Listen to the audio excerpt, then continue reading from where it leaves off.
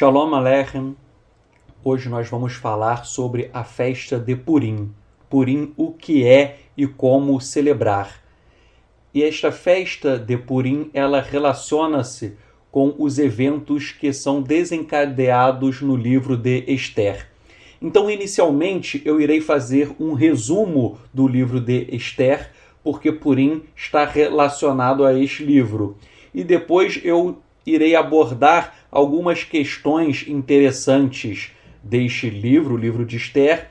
E, por fim, eu irei falar tanto sobre a festa de Purim, mas também sobre como celebrar esta festa em termos práticos.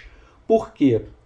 Porque muitas pessoas que estão iniciando o processo de Techuvá, às vezes moram em cidades em que não há nenhuma sinagoga, nenhuma congregação de Netzarim, de nazarenos.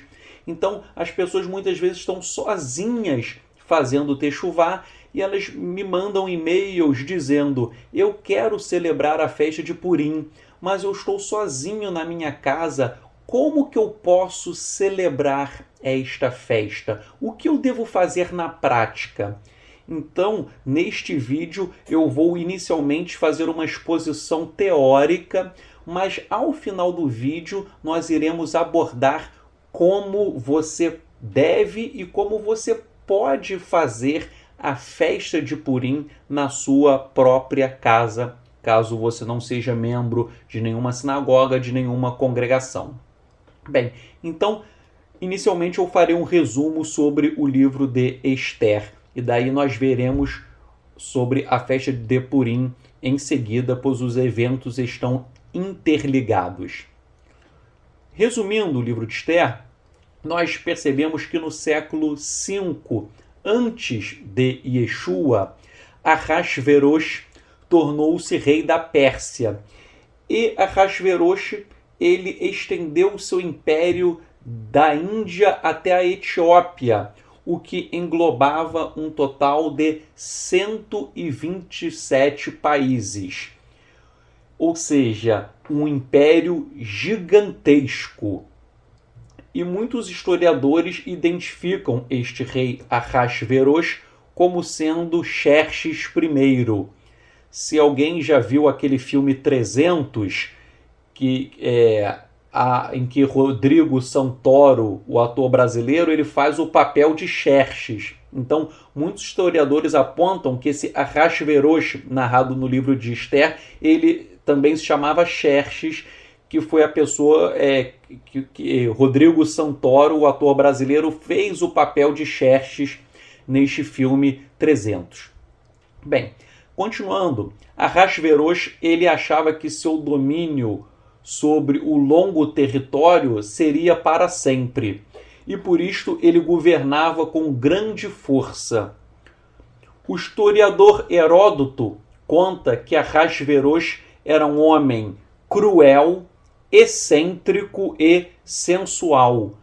Nesse filme 300, né, se você já viu o Rodrigo Santoro, ele está muito excêntrico, é um visual realmente excêntrico. Isso está de acordo com a narrativa do historiador da antiguidade Heródoto. Bem, então, antes de Ahasverosh, nós sabemos, à luz das escrituras, que o rei Ciro da Pérsia, que reinou antes de Ahasverosh, o rei Ciro, ele tinha decretado que os judeus que estavam no cativeiro babilônico, que os judeus poderiam voltar para Jerusalém e reconstruir o templo, o Beit HaMikdash. Porém, os inimigos do nosso povo armaram um plano para que este decreto fosse anulado. Qual seja, que os judeus iriam buscar a independência e iriam se revoltar contra o Império Persa.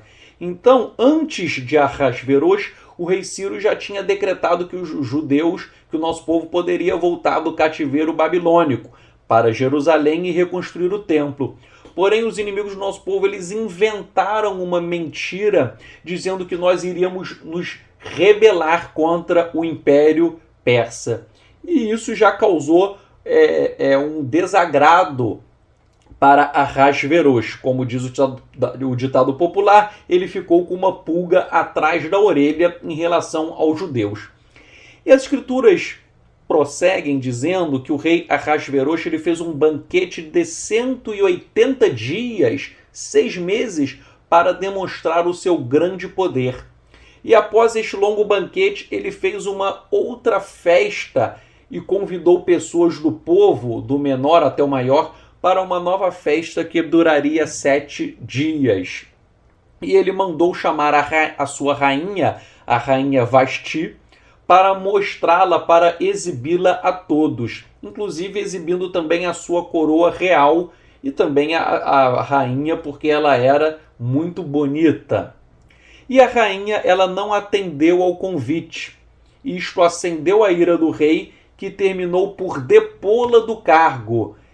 E o rei mandou chamar moças virgens e belas para que ele escolhesse quem iria entrar no lugar da rainha que foi deposta, a rainha Vasti.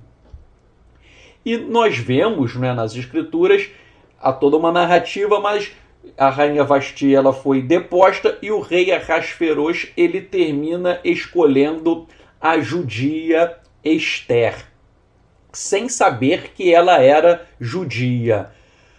Nós percebemos, né, que Esther é um nome dado no cativeiro babilônico, pois isso era muito comum. O nome dela em hebraico era Hadassa. E Hadassa, que é Esther, não é? Hadassa é um nome hebraico e Esther é um nome dado no cativeiro babilônico. Hadassa Esther, ela terminou sendo escolhida e ela se tornou a rainha daquele poderoso império. Dizem as escrituras que o rei amou Esther mais do que as outras mulheres. Uma observação que Esther é o nome dado no cativeiro babilônico e provavelmente Esther foi um nome dado em homenagem à deusa babilônica Ishtar. Porém, o verdadeiro nome da personagem bíblica é Hadassa. Todos aqueles que foram levados para o cativeiro babilônico foi comum a mudança do nome hebraico para um nome babilônico. Isso aconteceu com Esther. Mas Hadassa, que é o nome dela hebraico, significa murta. E o que é a murta? A murta é uma pequena árvore, um pequeno arbusto que tem uma madeira de boa qualidade. E as suas folhas, as folhas de murta, elas são usadas para fazer excelentes perfumes. Também é usado para fins medicinais e na antiguidade as suas flores eram usadas para enfeitar as noivas. E a murta é um ramo de arbusto que nasce no deserto. E os hebreus usavam isto para cobrir as tendas, né, na festa de Sukkot. Com estes significados do nome Hadassa, que significa murta, nós aprendemos muitas coisas. Por exemplo, a murta ela tem uma madeira de boa qualidade. E nós vemos que Esther Hadassa ela era uma pessoa com altas qualidades morais. Uma pessoa com uma reputação ilibada, uma pessoa idônea. Vemos que as murtas tinham folhas que faziam excelentes perfumes. E nós sabemos que Hadassa Esther ela exalava um bom perfume onde quer que ela passava, ou seja, ela encantava as pessoas com a sua ética, com o seu senso de justiça elevado, com um excelente testemunho perante a sociedade. Nós vemos também que as folhas de murta eram folhas medicinais e a Hadassa ela terminou, entre aspas, curando o nosso povo, que nós veremos a seguir, que tentaram exterminar o nosso povo. E a murta, ela também dava no deserto e ela era usada para cobrir as tendas na festa de Sukkot. Com isto nós entendemos que o nome Hadassa também significa cobertura ou proteção. Uma cobertura e uma proteção que vem, obviamente, do eterno. Segundo a tradição do nosso povo, antes mesmo de se tornar rainha, Esther, Hadassah, ela conquistou a todos do palácio por sua modéstia, pois a sua beleza brotava do fundo da sua alma. E é por esta razão que o rei a escolheu. Mas o rei Ahasverosh não sabia que ela era judia, sabia tão somente que ela era órfã. E de fato, Esther era órfã e ela foi criada, né, pelo seu primo, seu parente Mordecai. E, segundo a tradição judaica, Mordecai era um homem muito justo, devotado ao Eterno, um zeloso cumpridor da Torá. E há uma conspiração para matar o rei, e Mordecai descobre e conta para Esther, que já era rainha então. E Esther conta esta conspiração ao rei, e o rei determina o enforcamento dos dois traidores. E no capítulo 3 do livro de Esther, nós lemos que Hamã, que era o braço direito do rei, ele arma um plano para matar todos os judeus. E isto aconteceu porque Mordecai, ele não se ajoelhava quando Hamã passava, o que era feito por todas as pessoas. Hamã era o braço direito do rei, era o segundo homem na hierarquia do império. Acima dele só estava o rei Ahasverosh. Quando Hamã passava, todas as pessoas se prostravam perante ele, mas Mordecai não fazia isso, pois nós devemos apenas nos prostrar diante do Eterno. Então Mordecai, ele não se prostrava, e isso causou uma ira, um ódio de Hamã, não só em relação a Mordecai, mas em relação a todo o nosso povo. E em certa ocasião, Hamã, ele estava a lançar Pur. Pur significa sorte, sorteio, talvez fosse até um jogo de dados. É o que aqui no Brasil nós chamamos de jogo de azar, mas lá na época se chamava Pur, ou seja, sorte. Era um jogo, né? Um dado, algum jogo de sorte. E Hamã, ele estava juntamente com o rei jogando, né? Participando de um jogo com o rei. E Hamã, ele disse ao rei Ahasverosh que existia um povo que não observava as leis do rei, pois seguia uma lei diferente. E Hamã, ele fala mal de nós, judeus, para o rei Ahasverosh, fala que nós éramos desobedientes às leis persas, e Hamã, ele conseguiu do rei um decreto autorizando o extermínio de todos os judeus, desde jovens a idosos, incluindo mulheres e crianças, ou seja, um extermínio total dos judeus. E quando Mordecai sabe desse plano de exterminar o nosso povo, Mordecai, ele rasgou as suas vestes e começou a clamar. E em todas as províncias havia judeus em grande luto, lamentando, chorando e jejuando. No contexto bíblico, o jejum sempre está atrelado ao arrependimento. Então, o jejum, quando alguém jejua, a pessoa está se arrependendo dos seus pecados, das suas transgressões contra a Torá.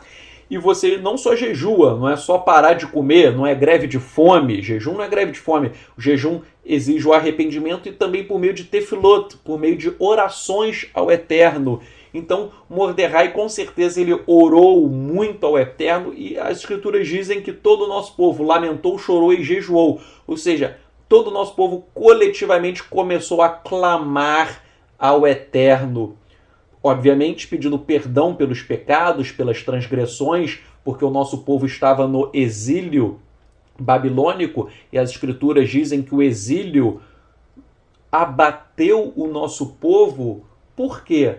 Por conta da violação, da transgressão da Torá. O nosso povo desobedeceu a Torá, e como punição o Eterno nos mandou para o cativeiro babilônico.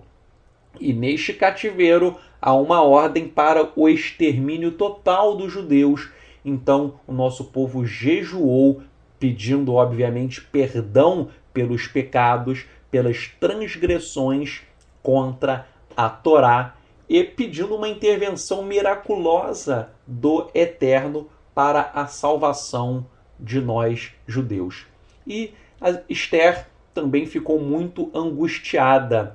E Mordecai ele mandou um recado para Esther, dizendo: quem sabe você não chegou a esta posição para um tempo como este. Ou seja, Mordecai quis dizer a Esther: você é rainha, não é? Porque o Eterno colocou você aí.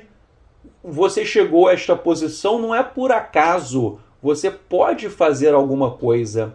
E Esther mandou uma resposta a Mordecai, pedindo que todos os judeus fizessem jejum pela sua vida durante 3 dias. 3 dias, um jejum total. Os judeus fariam esse jejum em favor de Esther. Por quê? Porque Esther iria falar com o rei para reverter o seu decreto de extermínio do nosso povo. E disse Esther: se tiver que morrer, eu morrerei. Ela disse isso por quê? Porque as escrituras narram que ninguém podia se apresentar ao rei sem ser convidado. E Esther, ela iria fazer isso. E ao fazer isso, talvez ela pudesse até morrer, porque o rei, se alguém não fosse convidado e chegasse ao rei, o rei poderia mandar matar. E além de tudo, Esther era judia. O rei Ahasverosh não sabia que ela era judia, mas obviamente o decreto determinava o extermínio de todos os judeus, o que incluiria a própria Esther. E Esther, ela prepara 2 banquetes e convida o rei, e o rei aceita o banquete. E nesse banquete, no segundo banquete, Esther, ela revela a sua identidade. Ela diz que ela é judia. E ela expõe o plano de Hamã, o perverso, e clama para que o rei poupasse o seu povo e a sua própria vida, pois o decreto falava no extermínio completo de todos os judeus. Então Esther faz esse clamor ao rei, e ao denunciar Hamã, que estava junto deles, né, no banquete estava o rei, Esther e Hamã, quando ela conta tudo isso, o rei fica muito desorientado, ele vai para os jardins do palácio. Enquanto o rei está nos jardins do palácio, neste ínterim, Hamã, ele se lança aos pés de Esther, e só que ele se lança sobre a cama real, sobre a cama de Esther. E daí o rei volta do jardim e vê Hamã deitado na cama de Esther, prostrado ali. E ao ver esta cena, o rei fica furioso. Apesar de as escrituras não falarem claramente, mas o rei interpretou Hamã na cama como se fosse uma tentativa de estupro, porque seria desonroso um homem estar na cama da rainha. Então, obviamente, isso é um absurdo. É a mesma coisa se você chega em casa e vê um homem na sua cama com a sua esposa. Você vai interpretar isso mal. Então o rei ele entendeu que é como se Hamã quisesse estuprar Esther, e o rei fica com uma fúria tão grande que ele manda enforcar Hamã na mesma forca que Hamã tinha preparado para enforcar Mordecai. Hamã, ele era tão perverso que ele preparou uma forca para Mordecai, porém o feitiço se voltou contra o próprio feiticeiro, porque Hamã ele foi enforcado na forca que ele fez para o justo Mordecai. E o rei ele tirou o seu anel de sinete, que pertencia a Hamã, e ele entregou para Mordecai, tornando Mordecai o segundo homem mais poderoso do império. E já que pela lei persa o rei não poderia revogar o seu decreto de extermínio contra os judeus, Até hoje existe esse ditado que palavra de rei não se volta atrás. Então vejam, o rei tinha mandado matar todos os judeus por meio de um decreto. Mas de acordo com a lei persa, ele não poderia voltar atrás, ele não poderia revogar este decreto que mandava matar o nosso povo. Então, o que ele fez? Já que ele não poderia revogar o decreto, ele expediu um outro decreto permitindo que os judeus se defendessem do ataque dos seus inimigos. E no dia em que foi fixado o extermínio dos judeus, o nosso povo tinha um decreto permitindo a legítima defesa. E daí o nosso povo se organizou, e quando os inimigos vieram para nos matar, para matar nós judeus, nós nos defendemos em legítima defesa. E fala a Escritura que morreram 300 homens em Xuxã e 75 mil inimigos nas outras províncias. Então, os nossos inimigos em Xuxã que foram mortos foram 300, em outras províncias 75 mil. E a Escritura diz que nós, judeus, não tocamos no espólio de guerra.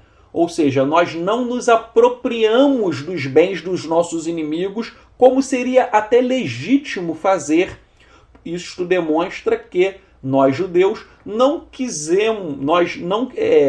intencionamos ficar com os bens materiais deles.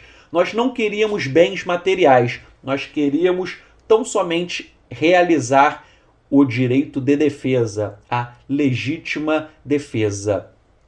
Apesar, né, de terem... muitas pessoas falam, poxa, vocês judeus mataram 75 mil inimigos. Apesar de ser um número grande, alguns estudiosos apontam que se o plano de Haman desse certo, seriam pelo menos 800 mil judeus que seriam exterminados. Então vejam, o plano de Haman, se desse certo, 800 mil judeus seriam assassinados covardemente, inclusive mulheres e crianças. Porém, o Eterno nos protegeu e nós nos defendemos e foram mortos 75 mil inimigos em outras províncias e em Xuxã 300 pessoas. E por fim, no capítulo 19, versos 18 a seguintes, nós vemos a instituição da festa de Purim, que Purim significa sortes ou sorteios.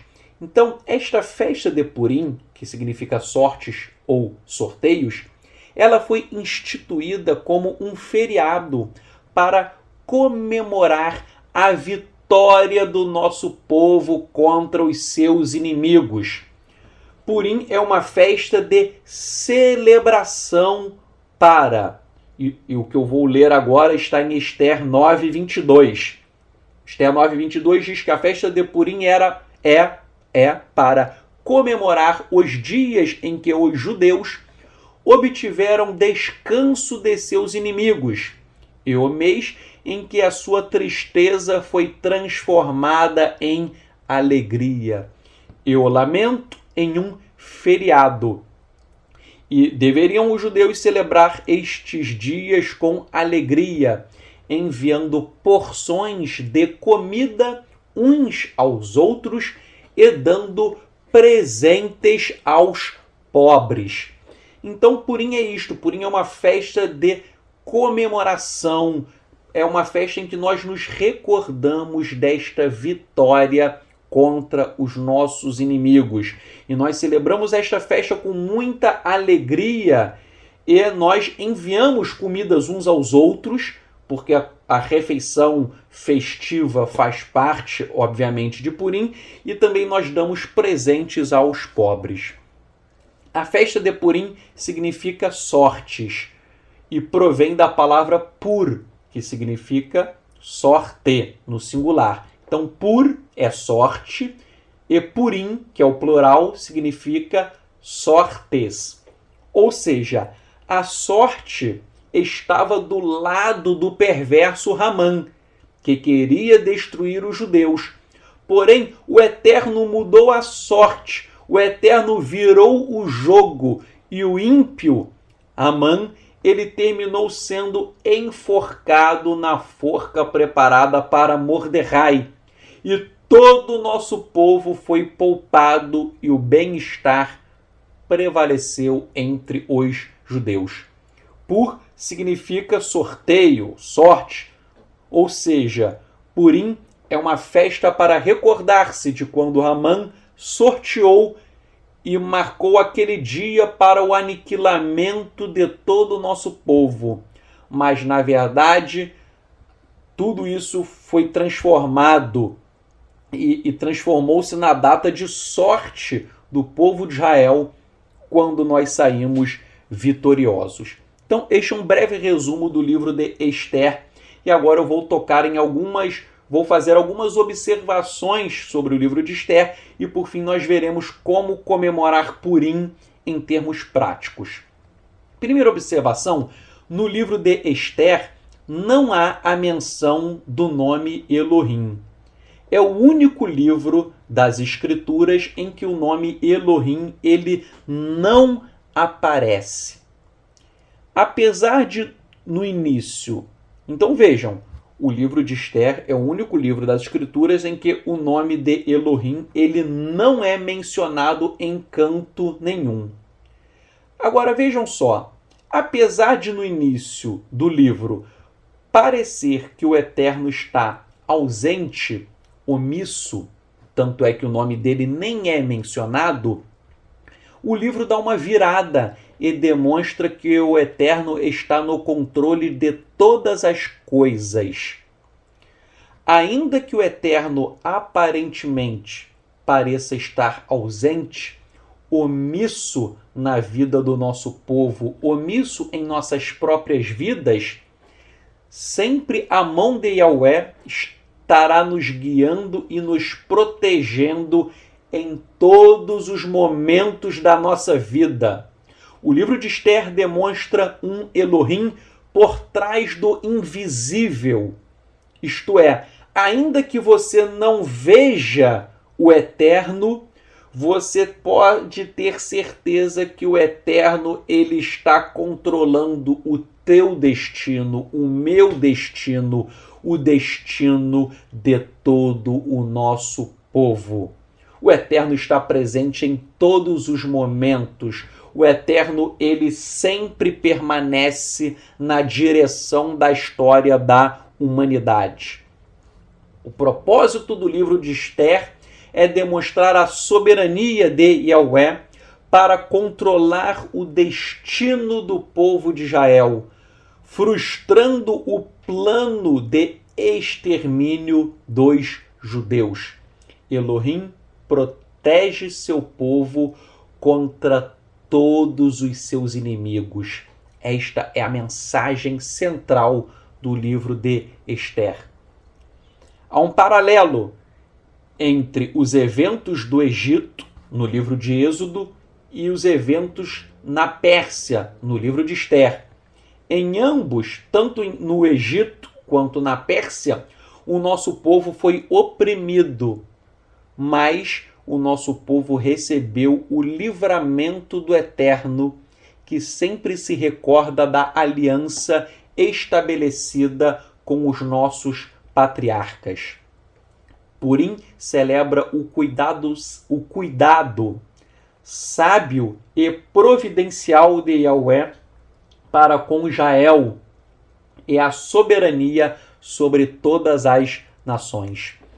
Esther é um livro nacionalista, pois exalta o povo do Eterno em contraposição aos povos pagãos. Purim trata-se de uma festa que denota a preservação eterna do povo de Israel. Houve uma tentativa de destruição total de nós judeus, porém nós fomos preservados. O Eterno preservou e o Eterno sempre há de preservar o nosso povo. A vitória de Israel é comemorada com a instituição de Purim. E esta festa é estabelecida como um modo de lembrar o povo de Elohim de que a libertação nunca termina. Em cada sucessiva geração, a proteção de Yahweh sobre o seu povo escolhido permanece inabalável. Toda vez que Purim é celebrado, nós estamos confessando que Israel sobreviverá, mesmo aos terrores do exílio. Inimigos como o faraó na época de Moisés, como Haman nos tempos de Esther, até mesmo como Adolf Hitler na época do nazismo, os inimigos sempre surgirão contra Israel, mas eles nunca eliminarão o povo do Eterno. A sobrevivência de Israel é tão certa quanto sagrada, porquanto Yahweh prometeu estar com o seu povo por toda a eternidade. E um outro detalhe é que o livro de Esther se passa no exílio, na diáspora, na Galut, e da mesma forma, hoje, nós aqui no Brasil, nós estamos na diáspora. Estamos sendo vistos e protegidos pelo Eterno na diáspora. Aqui no Brasil, em todos nós judeus da diáspora, nós somos protegidos pelo Eterno. E nós sabemos que os profetas do nosso povo disseram que um dia o Eterno iria reunir o seu povo. E nós, Netzarim, nazarenos, sabemos que esta reunião será feita no reinado do Mashiach, no reinado de Yeshua. Outro detalhe deste livro de Esther é que após decretar que os judeus poderiam exercer a legítima defesa contra aqueles que queriam matá-los, não é? O rei decretou o direito de defesa, afirma a Escritura, isso está em Esther 8, verso 17. Diz o seguinte, Esther 8:17.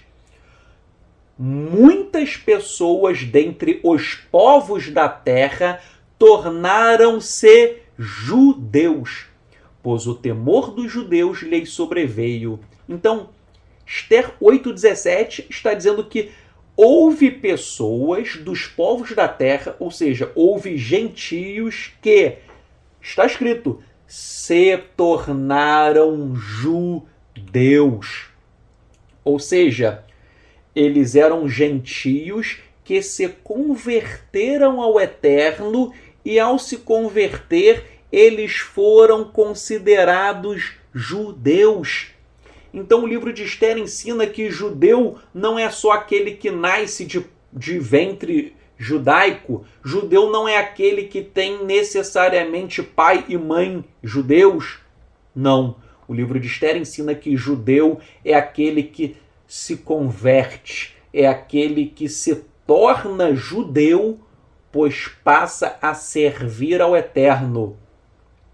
Da mesma forma, hoje em dia, se um gentio se converte ao Eterno e passa a seguir Yeshua HaMashiach, este gentio, ele deixa de ser gentio, ele se torna um verdadeiro israelita, pois ele é enxertado na oliveira que é Israel. Isso está em Huromaiá, Romanos 11 e em Efésios capítulo 2.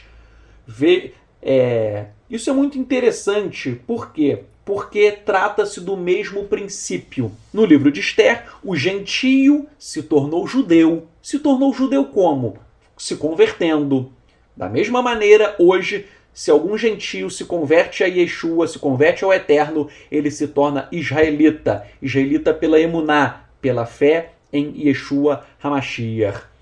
Então, o judeu convertido, o gentio convertido, ele deixa de ser gentio e ele se torna israelita.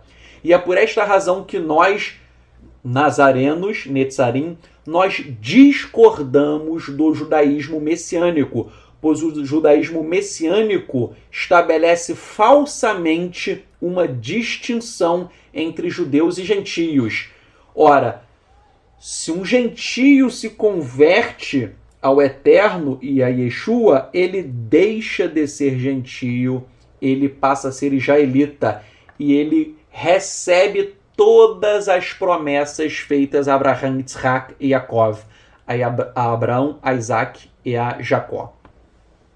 Então, vejam, eu sempre gosto de repetir, se você é gentio e passa a seguir Yeshua, você se torna israelita. E isto tem base bíblica, isso tem base no livro de Esther, isso tem base também em Romanos 11 e em Efésios capítulo 2. Não só, até por exemplo, Coríntios capítulo 12, verso 2, fala expressamente, se você ler as escrituras, que essas pessoas que seguem a Yeshua, eles deixaram de ser gentios, ou seja, é um ex-gentio. Eu falei Coríntios, não disse se era primeiro ou segundo, é 1 Coríntios, capítulo 12, verso 2, diz assim: vocês sabem que quando eram gentios, ou seja, quando vocês eram, está no passado, então vocês eram gentios, hoje vocês não são mais gentios, vocês são israelitas porque seguem Yeshua. Uma outra questão curiosa é que muitas pessoas não sabem que existem duas versões do livro de Esther. Uma versão curta, que é a mais famosa, e é a versão que provavelmente você usa. Mas existe uma outra versão do livro de Esther, que é uma versão longa. Então, existem duas versões. Uma versão do livro de Esther, o livro é pequeno, é reduzido. E existe uma versão longa, que o livro é mais extenso. A versão curta, que é a que você tem, a versão pequena, ela vai do capítulo 1 ao capítulo 10, verso 3. E esta é a versão usada pelas Bíblias judaicas. Porém, na versão longa, que vale a pena você ler, não perca a oportunidade de ler.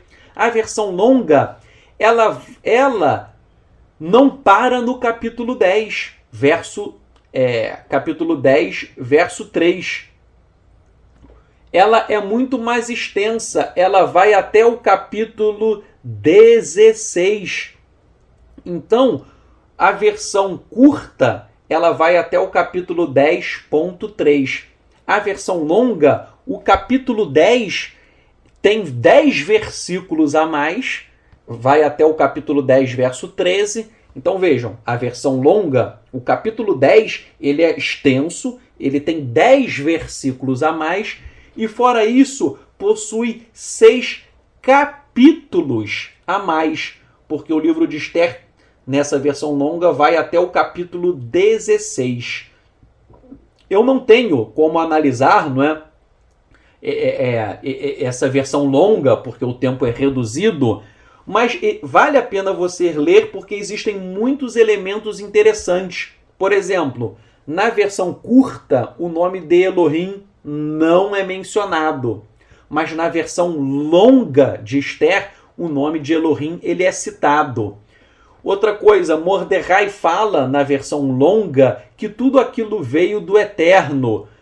E tem várias coisinhas que eu não vou ficar contando, mas vale a pena você dar uma lida na versão longa.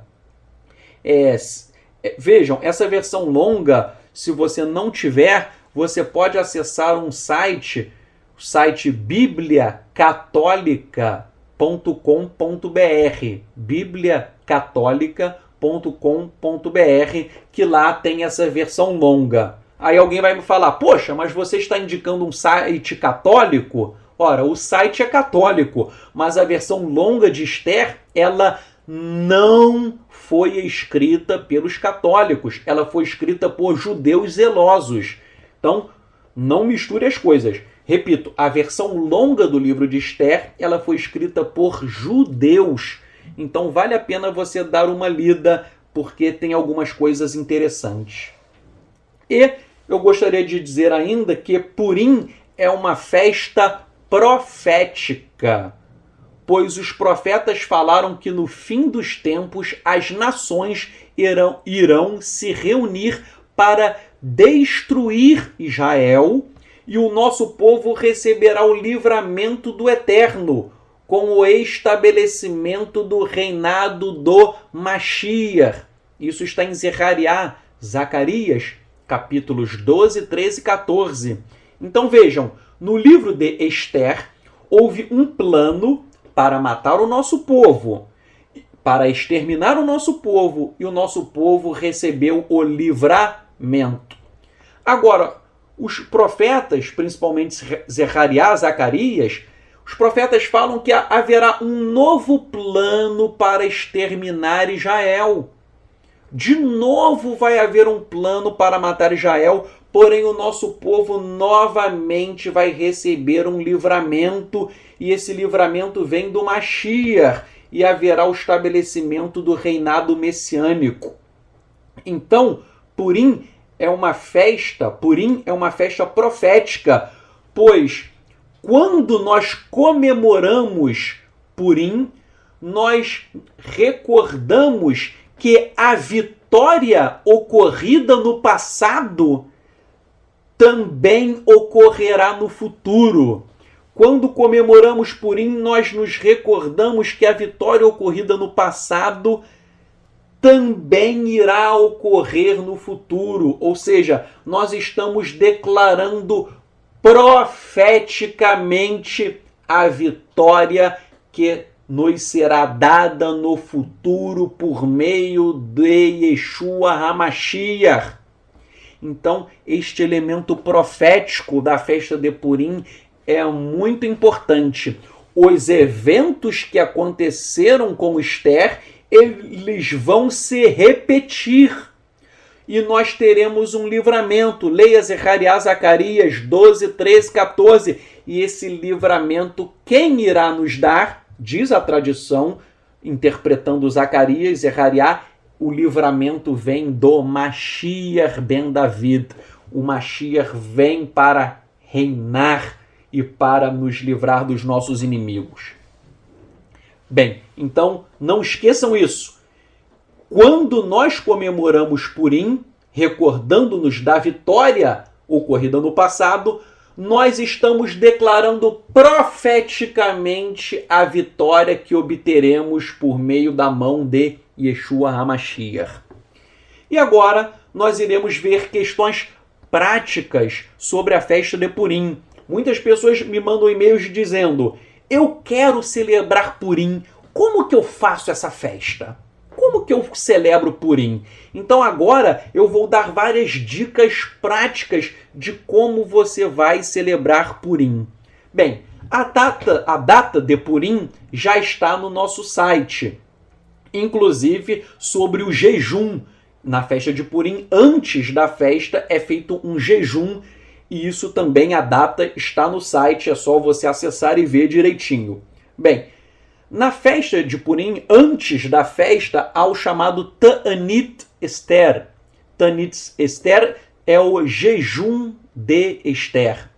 Nós lemos nas Escrituras que o nosso povo jejuou por 3 dias e que depois foram estabelecidas prescrições sobre o jejum e a lamentação. Essas prescrições estão em Esther 9.31. Então, houve o jejum do povo por 3 dias e depois houve um outro jejum relativo à festa de Purim, que foi decretado este outro jejum. Então, nós fazemos um jejum para o Eterno proteger o nosso povo. Trata-se de um jejum com oração. E nós, Netzarim, nós nazarenos, nós também devemos aproveitar a oportunidade deste jejum para clamar pela salvação do nosso povo por meio de Yeshua HaMashiach. Nós devemos aproveitar esse jejum para clamar que o Eterno salve o nosso povo e clamar para que o Eterno possa também fazer com que judeus e efraimitas no mundo inteiro reconheçam que Yeshua é o Mashiach. Então, uma coisa que você deve entender. Houve um jejum de 3 dias realizado pelo nosso povo. Porém, depois deste jejum, Esther 9:31, houve o estabelecimento de um outro jejum relativo à festa de Purim, que é um jejum de 1 dia só. Aí é um jejum menor. E é este jejum estabelecido em Esther 9:31 que nós fazemos.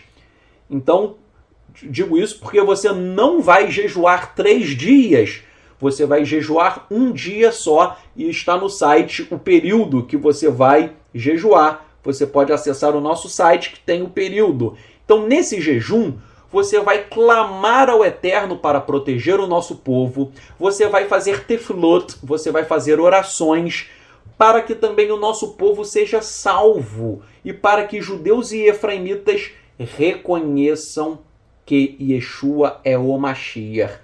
Não perca a oportunidade de fazer este jejum. E agora, no dia da festa de Purim, quais são os elementos da festa de Purim?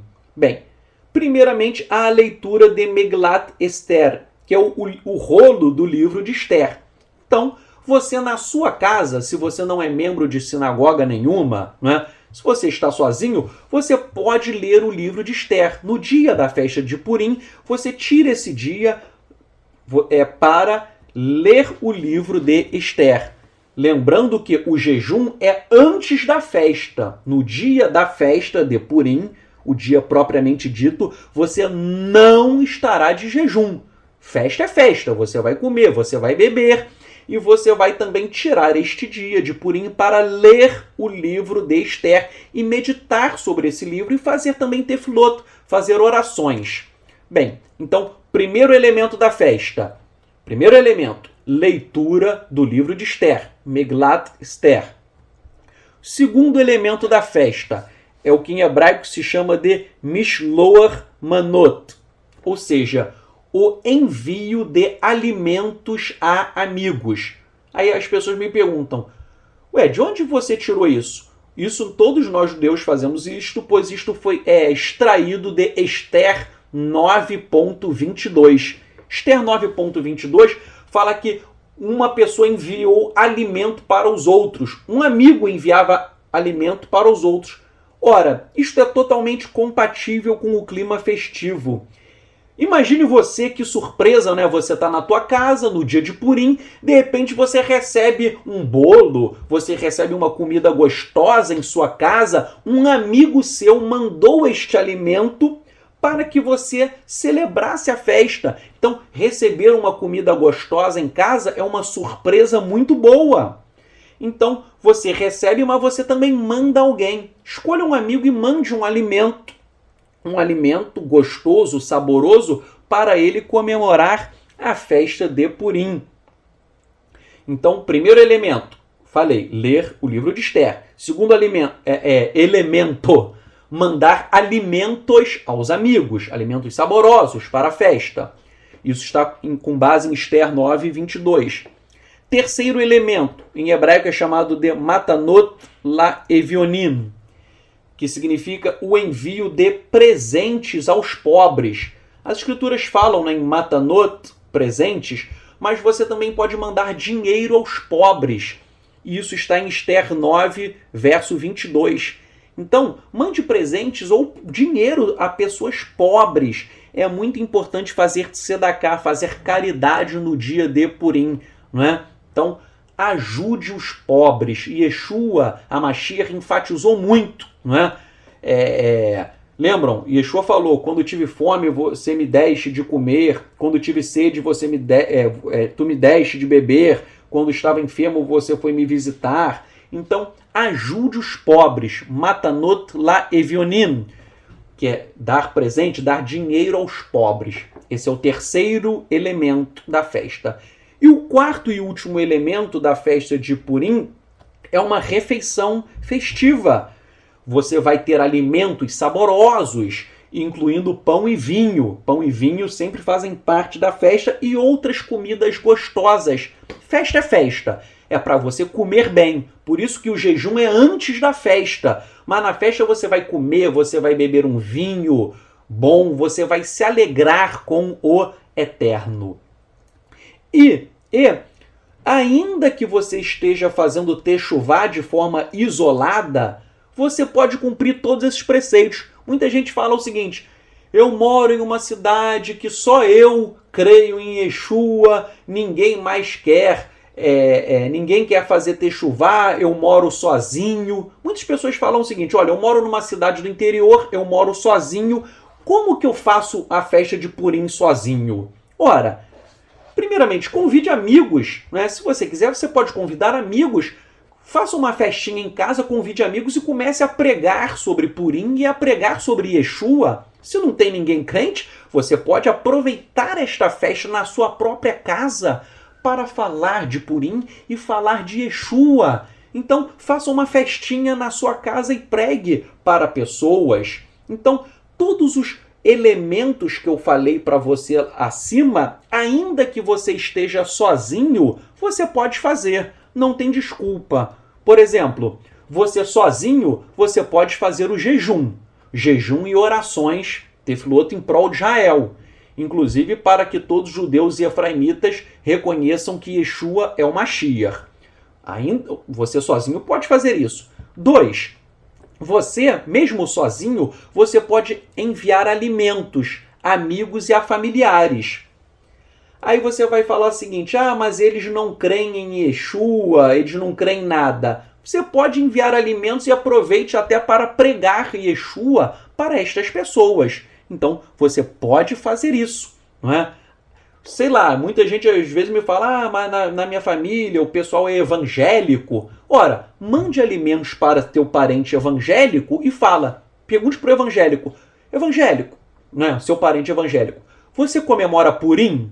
Aí o evangélico vai falar: eu nem sei o que é isso. Aí você diz: ué, você não sabe? Mas isso está na tua Bíblia. Isso está no livro de Esther. E daí você puxa um papo com o seu parente, fala de Purim e quem sabe, né, o seu parente ele vai querer fazer techuvá, ele vai querer celebrar esta festa com você. E você dá uma visão judaica, uma visão israelita. Então, né, não tem problema. Teu parente evangélico, fale de Purim, né? O terceiro elemento que eu falei, enviar dinheiro ou presente aos pobres. Você deve fazer isso. Aí você fala: mas para quem eu vou dar? Suponhamos que você não saiba para quem mandar o dinheiro. Ora, doe o dinheiro para asilos, para orfanatos e para instituições do gênero. Não é? Então, tem asilos, tem orfanatos. Se você não tiver nenhuma instituição séria de caridade para dar dinheiro, você entra em contato comigo que existe, né? Eu não participo dela, mas eu ajudo mensalmente uma instituição que é muito séria e é uma instituição que prega a palavra do Eterno para crianças órfãs. Então, né, nós ajudamos crianças órfãs e as crianças elas recebem, elas são ensinadas todo dia, elas estudam a palavra do Eterno. São crianças órfãs que estudam todo dia, né? Elas sabem a Bíblia mais do que eu. Tô rindo porque as crianças elas têm uma memória fantástica, elas decoram tudo, elas sabem que é uma bênção. Então, ajude instituições. Se você não tiver, você pode entrar em contato que eu te indico, tá? Vejam, eu não recebo nada, eu não sou membro da diretoria dessa instituição, né? Eu não faço parte dela, porém eu ajudo porque quem comanda é uma pessoa que é uma pessoa serva do Eterno, um servo do Eterno, então eu indico que é uma pessoa de extrema confiança. O quarto elemento, você também pode fazer uma festinha. Mas ninguém veio para a festa. Nós suponhamos que você faça uma festa e não vá ninguém. Não tem problema, tu faz a festa sozinho. Você vai convidar amigos, parentes, mas se não tiver ninguém, faça a festa sozinho, né? Se não apareceu, comemore esta festa, ainda que seja de forma solitária. O ideal é ter pessoas reunidas. Este é o ideal. Mas se não tiver, você termina fazendo sozinho. E o quinto elemento da festa é a leitura do livro de Esther. Sozinho ou acompanhado, você pode estudar o livro de Esther. Então, eu falei tudo isso para demonstrar que, se você estiver acompanhado, você pode fazer Purim. Mas se você estiver solitário, você também pode comemorar Purim. Então, celebre esta festa com alegria. E eu te desejo Hag Sameach, feliz festa. Celebre Purim com alegria e saiba que o Eterno, ele está com você até a consumação dos séculos.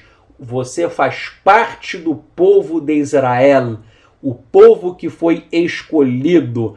E nós, Netzarim nazarenos, sabemos que Yeshua há de voltar. E daí nós iremos, não é? Diz a tradição do nosso povo que no reinado messiânico a festa de Purim continuará sendo comemorada. Então não se esqueçam disso.